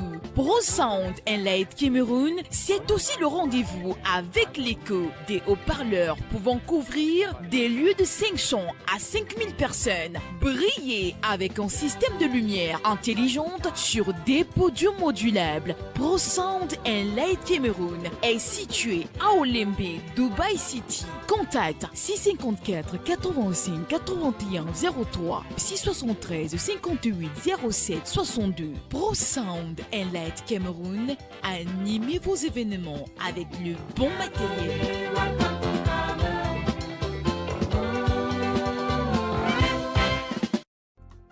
Les éditions Aminata Sofal ont le plaisir de vous annoncer la parution d'une œuvre littéraire exceptionnelle, étude intégrale d'un chef-d'œuvre romanesque d'Idrissa Sogorkodio. Cet ouvrage analyse, avec profondeur, Fils de prélat, le roman emblématique d'Armand Claude Abanda, écrivain camerounais de renom et titulaire de la chaire UNESCO d'Afrique centrale accestique. Ce récit, écrit en classe de terminale, traduit en italien, et enseigné au Gabon et au Congo-Brazzaville, incarne les idéaux de l'humanisme et du panafricanisme. Un livre de référence pour élèves et étudiants et un livre de chevet pour tous les amoureux des belles lettres. Cette étude s'inscrit dans la continuité d'une réflexion initiée lors du Festival international du livre et des arts assimilés du Bénin en octobre 2024. Idrissa Sogorkodio, écrivain et critique littéraire sénégalais, est reconnu pour sa plume panafricaniste et son engagement pour les lettres africaines. Lauréat de nombreux prix prestigieux, il nous offre ici une œuvre lumineuse, dédiée à tous les amoureux de la littérature. Découvrez cette analyse captivante et laissez-vous inspirer par la richesse de la littérature africaine. Disponible dès maintenant aux éditions Aminata Sofal. Vous souffrez d'hypertension, mal de nerfs, d'arthrose, infertilité, de la longévité. Vous aimez quand c'est chaud et généreux? Dis-moi tout. Canal Plus met du piment dans votre télé. En ce moment, profitez d'une offre brûlante avec votre décodeur HD à 5000 francs dès la formule Access. En plus, votre parabole est offerte. Regardez. Goûtez aux nouvelles émissions et séries épicées comme on aime. Ah, ça donne chaud. C'est gagné! Qui aime les akara ne doit pas avoir peur du piment. Attention, intrigue tout feu tout flamme. Je vais vous régaler ce soir. Vibrez devant les films les plus chauds du moment. Et vivez des ambiances bouillantes dans vos matchs tant attendus. J'ai senti mon corps vibrer. Alors, ça chauffe, non? Réabonnez-vous vite. –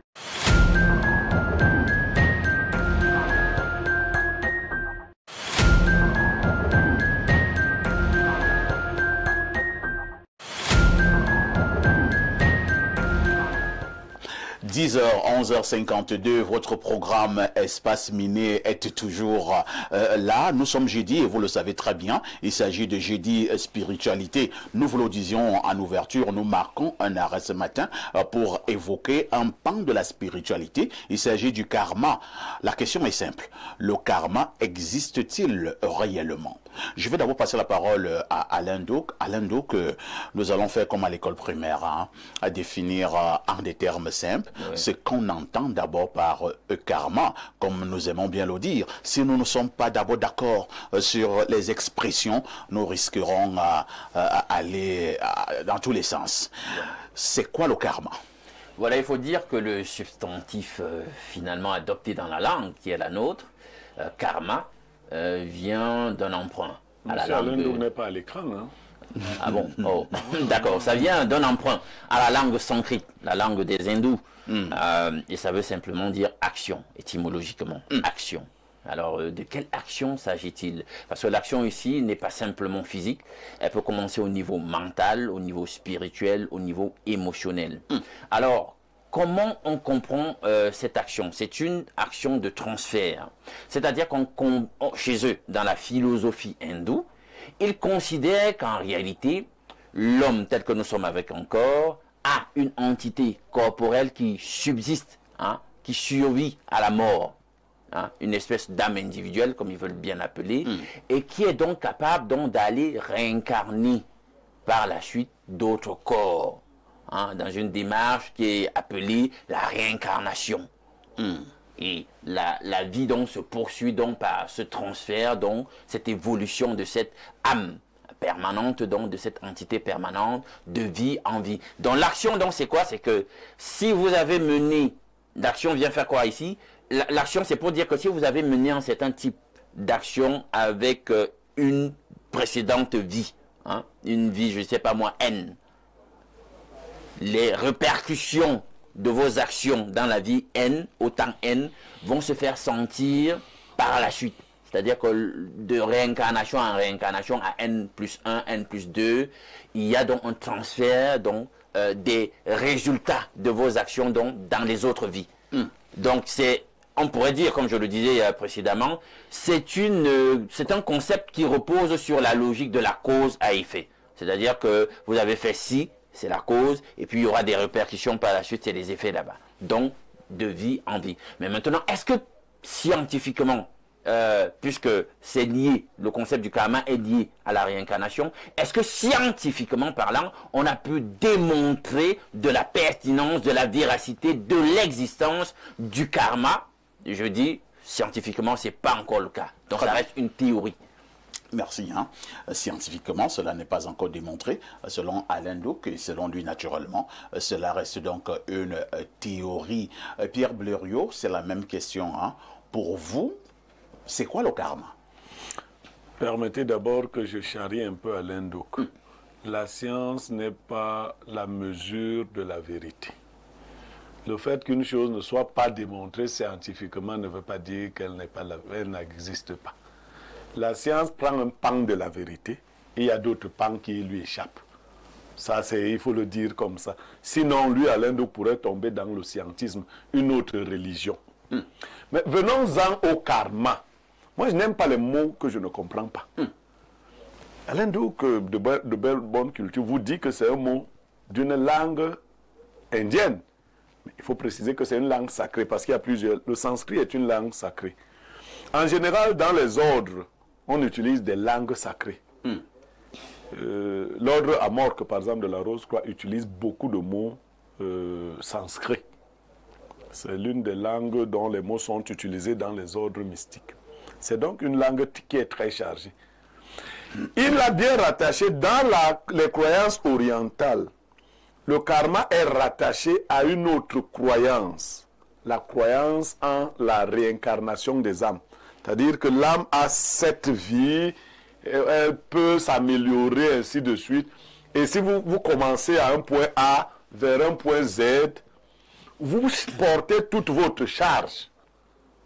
Mais est-ce que c'est dans ce sens que nous qui ne sommes pas de religion orientale, nous avons emprunté ce mot? Pas forcément. C'est ça, c'est la question que je voulais poser. Voilà. Nous avons donné une autre approche.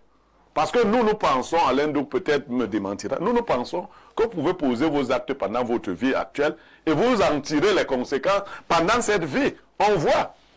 C'est-à-dire que dans la logique, par exemple, chrétienne, les chrétiens pensent que le bien que nous faisons, nous le moissonnons. Et le mal que nous faisons, nous le moissonnons. Les chrétiens n'évoquent pas le karma. Ils disent que ce qu'un homme aura semé, ne vous y trompez pas. Quand j'échange avec lui, c'est plus facile. Ne vous y trompez pas. Ce qu'un homme aura semé, il le moissonnera aussi. Voilà ce que dit là. Est-ce que c'est un nom pas justement? C'est ça le karma? Oui. Non, c'est une déformation du concept initial dans le langage usuel. Cela signifie que le karma est polysémique. Alain Douc, tu aimes beaucoup les étymologies. Mais il faut souvent sortir de l'étymologie. Mais il faut toujours rentrer aux fondamentaux. Oui, c'est-à-dire que quand tu as créé ton concept, moi je peux le récupérer et je l'utilise à ma manière aussi. Oui, justement, c'est pour ça que j'ai dit qu'il y a eu une évolution sur la compréhension et l'appropriation du concept. C'est donc ça la polysémie. Voilà. J'accepte ton concept, mais je ne lui donne pas le même contenu. Non, c'est ça. Les chrétiens ne pensent pas à plusieurs vies.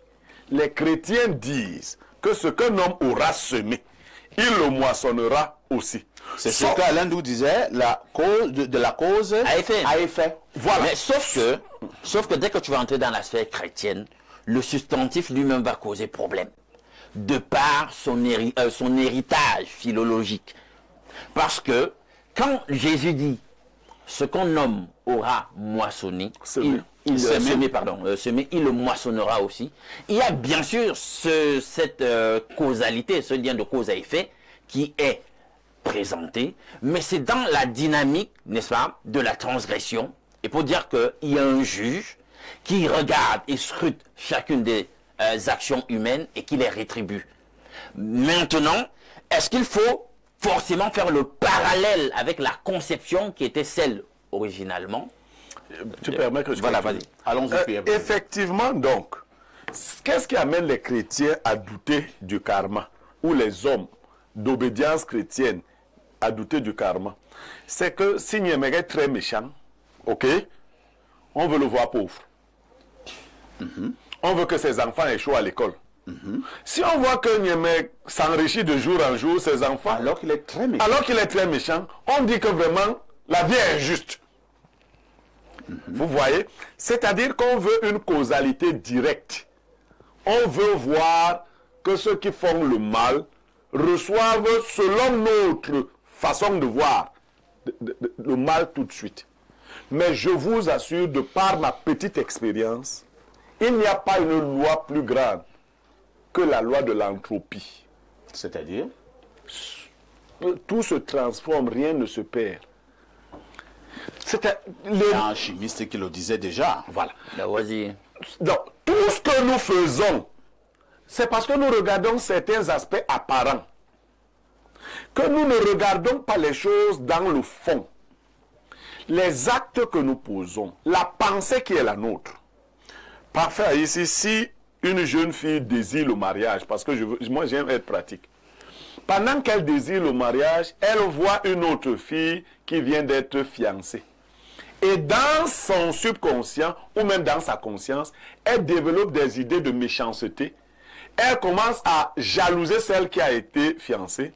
Je vous assure que vous envoyez à l'univers des informations. Et l'univers va récupérer ces informations et rendre votre tâche plus difficile. Ce que vous ne savez pas, c'est que les méchants se soutiennent entre eux, alors que les prétendus justes ne se font même pas du bien entre eux. Les règles de la vie ne sont pas qu'il est dans la rose-croix, il est chrétien. Non. Est-ce que quand on est ensemble, on respecte les principes qu'on s'est fixés? Ce sont les règles. Si le bonheur d'autrui ne te réjouit pas, c'est une qualité qu'on appelle la compersion, que les gens ne connaissent pas beaucoup, qui est le contraire de la jalousie. Tu auras en retour l'effet de l'émission de tes pensées. C'est-à-dire que si Parfait a une bonne promotion, et ça m'énerve, la nature enregistre seulement que je n'aime pas les bonnes promotions. Vous voyez? Et elle m'envoie donc ça. Et c'est pour ça que je vais être étonné que plus j'en veux à Parfait, plus mes choses se compliquent. Et il faut que les gens qui se jalousent des autres comprennent ce qui se passe souvent. Plus tu envoies des idées négatives vis-à-vis de l'autre, de son succès, plus ton succès est compromis. Tu vois comment toi tu ramasses un mauvais karma? Parce que tu es en train de semer. Le monde est gouverné par la pensée. Si tu envoies des pensées de réussite, si quand les autres réussissent, tu es joyeux, la joie de la réussite te localise, comme les chrétiens disent. Et la joie se manifeste dans ta vie. J'ai ma formule, hein, alors que je n'avais pas encore causé de ça avec Blériot. Je l'avais dit une ou deux fois sur ce plateau. J'aime souvent dire quelque chose. Tant que l'élévation des autres vous énervera, votre propre élévation s'éloignera. Ah oui, ah oui. Alors que je n'avais pas encore causé avec toi. Oui. Alors, lisons d'abord. Hein. Alors, bonjour, le transporteur de la modération. Il faut féliciter les Lions et lyncher ces deux acteurs des Game of Thrones. C'est Oundi de Mimboman qui envoie ce message. Autre préoccupation ce matin. Bonjour, Parfait. Le gorzo mort de la modération. Je ne sais pas ce que ça veut dire, hein? Bonsoir, m'expliquer. Je voudrais d'abord souhaiter joyeux anniversaire et longue vie à la mère de Castou lorsque je l'ai fait trêve de civilité. À un moment donné, dans cette affaire Minsep Fekafout, Brice, il faut commenter les faits froidement. Bon, vraiment, je voudrais vous inviter maintenant à parler du karma. Hein. Ici, le karma vient de le frapper. Ici, nous sommes méthodiques. Voilà. C'est le karma. Nous parlons déjà du karma. Nous ne cédons pas sur le karma en train de frapper Marc Brice. Donc, autre message très rapidement. Bonjour, Parfait. Oui. Bonjour aux démineurs. Tout ceci, c'est pour montrer au peuple que Popol... non, je vous dis qu'on ne parle plus de Marc Brice. On parle du karma. D'accord. Autre message. Bonjour. Le karma existe. Le mal que tu as retourné à toi ou les enfants. Bon. Allons au plus 33, hein. C'est la France, que dit le téléspectateur de ce côté. Bonjour à vous sur le plateau. Parfait. Le karma est souvent perçu comme une force qui récompense ou punit en fonction des actions accomplies. Mais il s'agit plus précisément d'un principe de cause à effet naturel. En termes de réalité, le karma n'est pas une entité physique ou scientifique prouvée, mais plutôt une croyance spirituelle et philosophique. Certains Certains le considèrent comme un outil pour encourager des actions positives et responsables, tandis que d'autres le voient comme une idée injuste qui peut diminuer l'empathie envers les victimes. C'est Tony de Monaco, créateur d'avenir. Wow. Créateur d'avenir. Ça, c'est bien ça. Alors, Alain Doré, évoluons un peu. Hein. J'avais un monsieur au marché Mvorumbian, lorsque ma maman vendait de ce côté. Il était un peu ce que nous appelons vulgairement un fou. Donc, il était un peu déréglé. Et il avait toujours quelque chose qu'il disait. Il faisait cela en chanson. Il le disait en Ewondo. Au boabe, à bedoué, au bonbon, en banoué.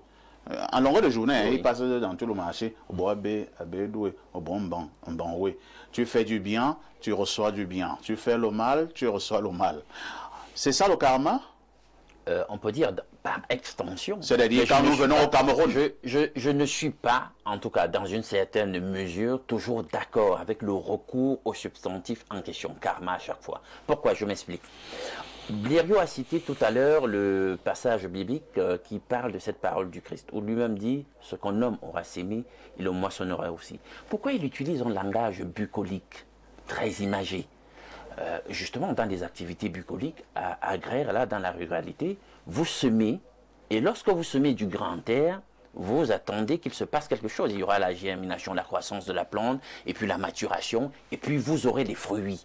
C'est-à-dire qu'à chaque fois qu'on s'investit dans la démarche de semer, on a un retour. C'est-à-dire que pour chaque chose que nous allons faire, Dieu a conçu des lois pour qu'il y ait un rapport de cause à effet. Et c'est tangible, c'est avéré. Monsieur, vous sémez de l'amour tout autour de vous. Vous êtes un père aimant. Vous faites ce qu'il faut pour ses enfants. Blériot aime à dire ici, vous avez le devoir de leur assurer un avenir, de faire un certain nombre de choses pour eux. Vous leur témoignez cela. Quand ils sont grands, vous aurez le retour. Je vais m'expliquer, je vais parler aussi le plus trivialement possible pour que les gens comprennent. Cet amour que vous avez donné, ce devoir que vous avez accompli, ils vont vous le retourner. C'est ça le fruit. Vous sémez du bien autour de vous, il y aura une impactation de votre environnement par ce que vous faites et il y aura un retour, c'est-à-dire un produit de ce que vous faites positivement à la mesure de quoi? Ou à la multiplication de quoi? De ce que vous-même vous avez investi. C'est des lois naturelles. Vous semez le bien, vous aurez du bien. Vous faites du mal, sachez qu'il y aura une impactation de votre mal, de telle sorte que ça vous revienne. Maintenant, il y a des limites. C'est pour ça que je dis, j'ai un problème avec la scienticité qu'on veut prêter à un certain concept du karma. Parce que moi, en tant que chercheur sur certains sujets, je me suis rendu compte que, mais en réalité, le monde est sous la férule d'un groupuscule de personnes les plus hideuses, obscures possibles, sur le plan de la moralité. Mais pourtant, c'est eux qui détiennent l'essentiel de la richesse de ce monde, qui décident de la pluie et du beau temps. Ils se permettent des choses les plus crasses, c'est-à-dire qu'ils dépassent l'entendement, mais à vue humaine, on a l'impression que tout va bien pour eux. La raison pour laquelle, donc, moi, je nuance sur le concept du karma et j'ai investi toujours cette dimension liée à l'eschatologie. C'est-à-dire que vous pourriez avoir l'impression que quelqu'un, il a réussi en tout ici sur cette terre, en dépit du mal qu'il fait. Et je peux vous dire que j'ai connu aussi des gens qui ont fait beaucoup de mal, qui nous ont fait beaucoup de mal et on croyait qu'ils finiraient d'une façon extraordinaire par rapport au mal qu'ils ont fait. Ils sont morts comme tout le monde. C'est la fin de tout. Donc je veux croire que, eschatologiquement parlant, il y aura une rétribution du mal qu'ils ont fait. Pierre Blériot, ça devait être cela ma préoccupation. Je vais rester sur cet aspect du karma. Vous avez commencé à évoquer la question tout à l'heure. Nous avons des gens, que ce soit dans nos familles ou bien des personnes éloignées, tout le monde s'accorde à dire que ce monsieur est vraiment méchant, voire même cruel. Il mange les enfants des autres à la sorcellerie, il boit du sang, il n'aide même personne, il est même un voleur, il braque les caisses de l'État, il couche avec ses nièces, par moment mais avec ses propres enfants. Tout le monde sait que c'est lui qui avait fait en sorte que telle cousine n'accouche pas au village parce qu'il a vendu les enfants de son ventre. et tout, et tout, et tout. Mais le monsieur a, entre guillemets, la gloire. Il a des grandes maisons, des grosses voitures. Il vit même longtemps. Il est même en santé. Mais pourquoi le karma ne le fera pas? Ok.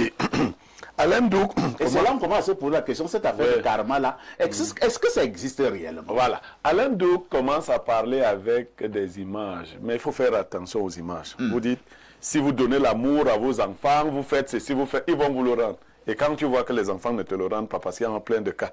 Oui. N'est-ce pas? Oui, mais d'autres enfants... Non, je voulais vous dire que le problème, c'est que ne prenez jamais le karma au cours d'une vie. Vous verrez un enfant, un papa, un parent qui s'occupe très bien de ses enfants. Ils sont nombreux là, mais qui néglige ses propres parents. C'est-à-dire qu'il chasse ses parents, il les méprise, il ne leur fait rien.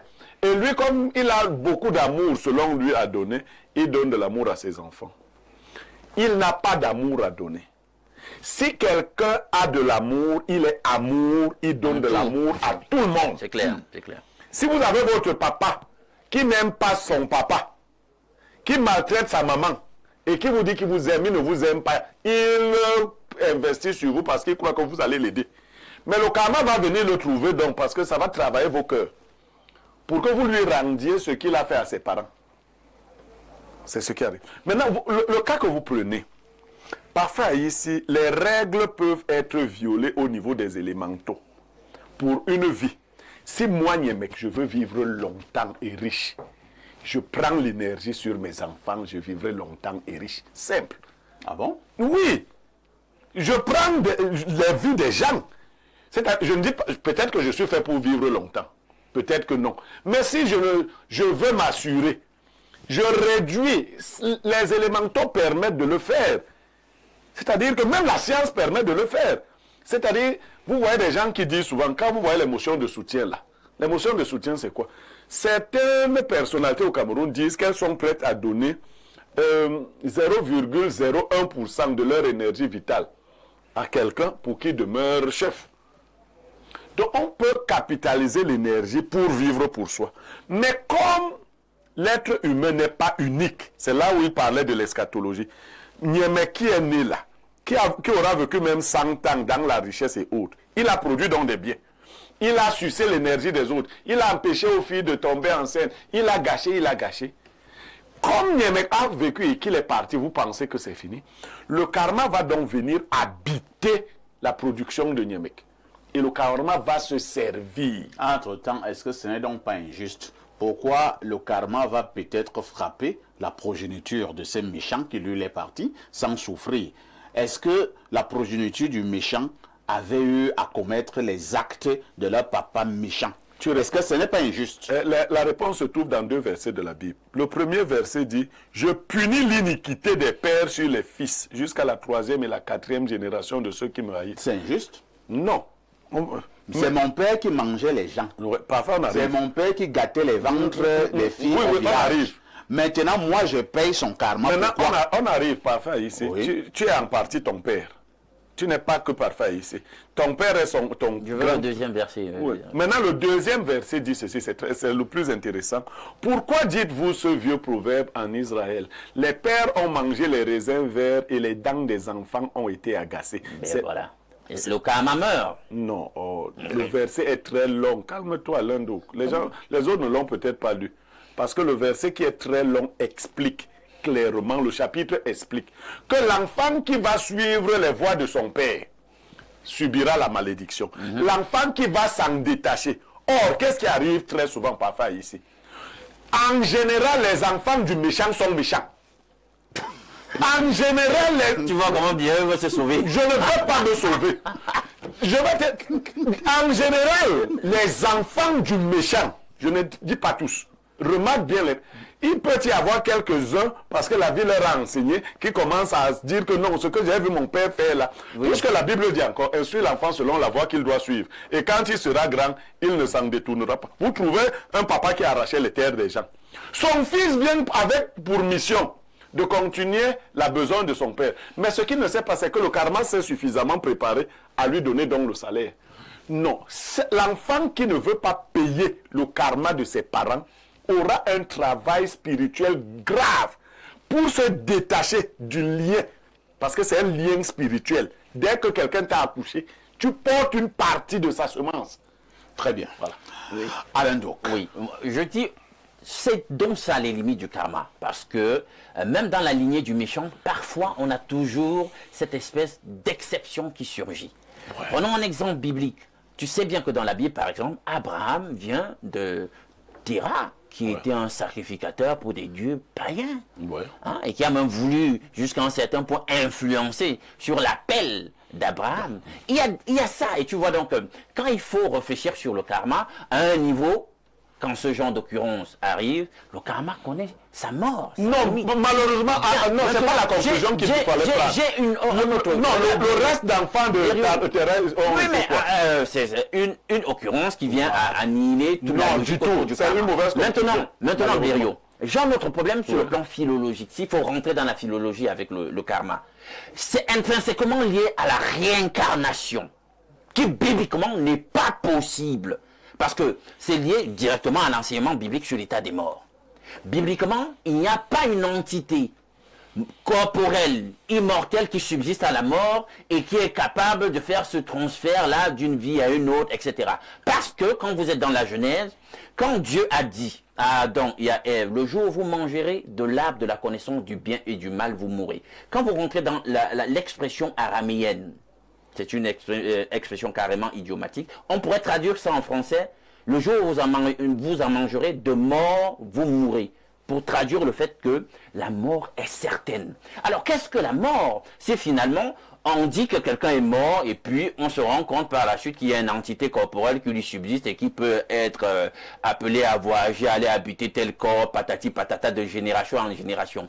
Quel est encore le sens de la mort quand dans la polysémie de la mort, on sait que la mort veut dire destruction. Or, en tant qu'homme, nous avons une dimension physique, nous avons un corps, nous avons une âme, nous avons un esprit. Donc à la mort, les différentes dimensions de l'homme s'éteignent, se détruisent. Sinon, philosophiquement,